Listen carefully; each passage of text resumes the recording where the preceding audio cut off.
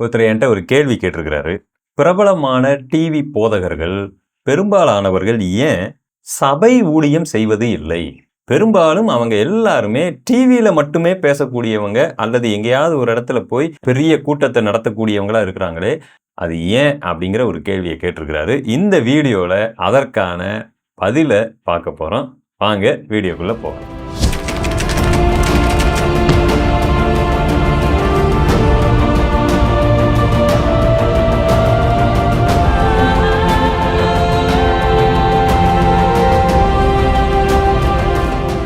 சரி, நாம இந்த பதில எப்படி பார்க்க போறோம்னா, பாசிட்டிவ் சைடா பார்க்க போறோம், இன்னொன்னு நெகட்டிவா பார்க்க போறோம். சரியா? அந்த பாசிட்டிவ் சைடு அப்படிங்கிறது என்ன? ஒருத்தர் இப்படித்தான் ஊழியம் செய்ய வேண்டும் அப்படின்னு சொல்லிட்டு நாமளா இஷ்டத்துக்கு அவரை நம்ம கட்டாயப்படுத்த முடியாது. நீங்க ஏன் சபை ஊழியம் செய்யல, நீங்க போய் சபை ஊழியம் செய்யுங்க அப்படின்னு நாம என்ன செய்ய முடியாது, கட்டாயப்படுத்த முடியாது. அவருக்கு அந்த தாளந்தை கொடுத்து கர்த்தர் அழைத்து அந்த செயல்முறையை கொடுத்திருக்கலாம் அல்லவா? பெரும்பாலான சுவிசேஷகர்கள் அப்படின்னு சொல்லிக் கொள்ளக்கூடியவங்க, இவாஞ்சலிஸ்ட், அந்த பேரே சுவிசேஷகர்கள். அவங்களுடைய வேலை என்ன? அந்த பேர்லேயே அது அடங்கி இருக்கிறது. அவங்க என்ன செய்யணும் அப்படின்னா, அவங்க டாக்ட்ரினலான அப்படியே ஹோல் பைபிளை எடுத்து பயங்கரமா போதிக்கக்கூடிய அளவுக்கு ஒரு டீச்சரா இருக்கக்கூடியவங்களா அப்படின்னு கேட்டா இல்லை. ஏன்னா வேதமே சொல்லுகிறது, இந்த வரங்களை குறித்து சொல்லும் பொழுது சுவிசேஷகர்கள், போதகர்கள், டீச்சர்ஸ், அடுத்து மேய்ப்பர்கள், பாஸ்டர்ஸ், அப்படி தனித்தனியா சொல்லுது.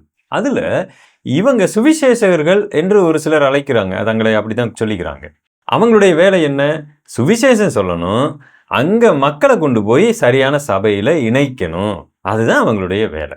இந்த வேலையை நீ கண்டிப்பா சபை தான் நடத்தணும், அவங்கள நம்ம என்ன செய்ய முடியாது, கட்டாயப்படுத்த முடியாது. அப்ப இன்றைக்கு இருக்கக்கூடிய பெரும்பாலான பிரபலமானவர்கள் ஒருவேளை இதனால எங்களுக்கு சுவிசேஷம் நல்லா சொல்ல வருது, கர்த்தர் எங்களை அதுக்கு தான் அழைச்சிருக்கிறாருன்னு இவங்க என்ன பண்ணியிருக்கலாம், அந்த ஊழியத்தை செய்யலாம். அது ஒரு நியாயமான காரணம் தான். அதை நாம ஒன்றும் என்ன செய்ய முடியாது, எதிர்த்து கேள்வி கேட்க முடியாது. நம்பர் 2, இது போன்ற சுவிசேஷ ஊழியம் செய்யக்கூடியவங்க, சரிங்களா, அவங்க தனியாகவும் சபை நடத்துவது தவறா அப்படின்னு கேட்டா இல்லை. எங்க ஜனங்கள் ஆட்கள் மேய்ப்பர்கள் இல்லாத, பாஸ்டர்ஸ் இல்லையோ, எழும்புவதற்கான சாத்தியக்கூறுகள் இல்லையோ, இவர்கள் ஒரு கூடுகையா இருந்து கொஞ்ச காலமோ அல்லது ஒரு பாஸ்டர்ஸ் ஏற்படுத்துற வரைக்கும் ஒரு சபை ஊழியம் செய்கிறதுல தவறும் இல்லை, செய்யக்கூடாது என்று கிடையாது. சரிங்களா? ஆதி திருச்சபையில மூப்பர்களை, பாஸ்டர்ஸை ஏற்படுத்துவாயாக அப்படின்னு இவாஞ்சலிஸ்ட் ஆகிய யாருக்கு சொல்றாரு? தீத்துவுக்கு சொல்றாரு. அப்ப அது வரைக்கும் அங்க எப்படி நடந்திருக்கு? பாஸ்டர்ஸ் ஏற்படுத்துற வரைக்கும் அங்க இவங்க தான் சபையை நடத்தி இருக்கிறாங்க. Nothing wrong in that. அதனால இவங்க நடத்தவே கூடாது அப்படிங்கிற இடத்துக்கு நம்ம போக வேண்டிய அவசியமும் இல்லை. சரி, அதனால அவங்களுடைய அழைப்பு, பயன்படுத்தப்பட்ட தாளந்து வரத்தின் அடிப்படையில் அவங்க அதை செய்யலாம். சரி, இப்ப நெகட்டிவ் சைடுக்கு வந்துடலாம். பெரும்பாலானவர்கள், எஸ்பெஷலி இன்றைய காலகட்டத்தில் பிரபலமா இருக்கிறவங்க சபை ஊழியம் செய்யாததற்கு எதிர்மறையான காரணங்களும் இருக்க வாய்ப்பு இருக்கு. என்னது? நம்பர் 1, அவங்க ஒரு பொறுப்புக்குள்ளாக வருவதற்கு பயப்படலாம், ரெஸ்பான்சிபிலிட்டி எடுக்க பயப்படலாம். ஏன்னு கேட்டா, இந்த மாதிரி டிவியிலையும் எப்பயாவது ஒரு டைம் போய் ஒரு பெரும் கூட்டத்தை சந்திச்சு ஒரு சத்தியத்தை சொல்லுகிறதுலையும் அது ஈஸி. ஆனா பாஸ்டர்ஸ் மினிஸ்ட்ரி அப்படிங்கிறது இட்ஸ் வெரி டிஃபிகல்ட். அப்ப கர்த்தருடைய அழைப்பு அவர்களுக்கு இருக்கலாம் அல்லது இல்லாமலும் இருக்கலாம், ஏதோ ஒன்று அவங்களுக்கு வாய்ப்பு இருந்தும் அதை செய்யாம இருக்கிறாங்க அப்படின்னு சொன்னா, நான் முன்னாடியே சொல்லிட்டேன், வாய்ப்பு இருந்தா நம்ம செய்யலாம், அது தப்பே கிடையாது. அவங்களுக்கு கர்த்தர் ஒரு தாளந்தை கொடுத்துருக்கிறாருன்னா அதை செய்யலாம். ஆனா அவங்க செய்யாம இருக்கிறதுக்கு இது ஒரு காரணமா இருக்கு. ஏன்னா பொறுப்பு எடுக்கணும். அங்க ஒரு சபை விசுவாசிகள் வந்துட்டாங்கன்னா அவங்க ஒவ்வொரு வீட்டுக்கும் பிரச்சனைனா போய் நிக்கணும், கல்யாணத்துல இருந்து கருமாதியில இருந்து போய் நிக்கணும். இது ஒரு பயங்கரமான வேலை. அதனால இப்படிப்பட்டவர்கள் இதுல போகாம இருக்கிறதுக்கு இதுவும் ஒரு காரணமா இருக்கு. 2வது, தங்களுடைய சாட்சி மற்றவங்களுக்கு தெரியக்கூடாதுன்னு நினைக்கிறவங்களா அவங்க இருக்க வாய்ப்பு இருக்கு. இப்ப நீங்க ஒரு சபை ஊழியம் அது மாதிரி வச்சு நடத்துனீங்கன்னா, அதுலயே நிறைய இன்னைக்கு எப்படி இருக்குன்னா, பாஸ்டரை மேடையில மட்டும்தான் பார்க்க முடியுது, அவர் குடும்பம், அவர் வீடே போக முடியாத அளவுக்கு இருப்பாங்க, அவரை அணுக முடியாத அளவுக்கு இருப்பாங்க. அவர் வீட்டில் உண்மையிலே சாட்சியோடு இருக்கிறாரா என்னன்னு விசுவாசிகளாலே கண்டுபிடிக்க முடியாத நிலைமை இருக்கும். ஆனா இது போன்ற டிவி பிரசங்கியார்களை, அதாவது பிரபலமானவங்க, அவங்க இந்த மாதிரி சபை ஊழியத்துக்கு வந்தா அவங்களுடைய குடும்பமே எப்படி இருக்குங்கிறத மக்கள் பார்க்க வாய்ப்பு இருக்கு, ஓரளவுக்காவது வாய்ப்பு இருக்கு. ஆனா இதுக்குள்ள வராம அப்படியே யாருக்குமே தெரியாம இருந்தா, பிள்ளைகள் படிக்கிறாங்களா இல்லையா, ஒழுக்கமா இருக்கிறாங்களா இல்லையா, கல்யாணம் நடந்துச்சா இல்லையா, வேற யாரு கூட இருக்கிறாங்களா இல்லையா, இவர் மனைவி கூட ஒழுக்கமா இருக்கிறாரா, எதுவுமே கண்டுபிடிக்க முடியாது. இது ஒரு சேஃபான ஒரு பிளேயா இருக்கு. ஸோ இதில் சரியான காரணமும் இருக்கு, இவங்க இப்படி செய்யாமல் இருக்கிறதுக்கு இது போன்ற ஒரு காரணமும் இருக்கு. நம்பர் 3, ஒரு சபை ஊழியம் அப்படின்னு செய்யும் பொழுது அவங்க தங்களுடைய பணத்துக்கு கணக்கு காமிக்கணும், மற்ற காரியங்கள், அல்லது சபைக்கு கொஞ்சமாவது செலவழிச்சாகணும், கொஞ்சமாவது செலவழிக்கணும். வர்ற காணிக்க எல்லாத்தையும் போட முடியாது அல்லவா? ஆனா இந்த மாதிரி டிவி பிரசங்கியார மாத்திரம் இருந்துட்டு போயிட்டோம்னு சொன்னா அவருக்கு செலவே கிடையாது. அதிகபட்சம் அவருடைய இன்வெஸ்ட்மெண்ட் எல்லாமே கேமரா இருக்கும், அல்லது வேற ஏதாவது ஒன்று இருக்கும், அவ்வளவுதான். ஏதாவது மீட்டிங் நடத்தினாலும் அந்த மீட்டிங்க்கு வசூல் பண்ணிடுவாங்க, அந்த மீட்டிங்கை நடத்தக்கூடியவங்க பார்த்துக்குவாங்க. இவங்களுக்கு எந்த இன்வெஸ்ட்மெண்ட்டும் கிடையாது.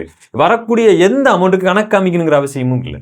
ஆனா ஒரு சபை ஊழியம்னா அப்படி கிடையாது. சபை ஊழியத்திலே யாரும் கணக்கு காமிக்கிறது இல்லை, இஷ்டத்துக்கு நடக்கிறாங்க. பாஸ்டருக்கு எவ்வளவு போகுது வருது, சபையில காணிக்க எதுவுமே தெரியாது. இந்த இண்டிபெண்டன்ட் சர்ச்சில் இருக்கிற பயங்கரமான ஆபத்து இதுதான். பாரம்பரிய சபையில கூட ஏதாவது நம்ம போட்டதுக்கு என்னன்னாவது நமக்கு தெரியுது, ஆனா இங்க தெரியவே தெரியாது.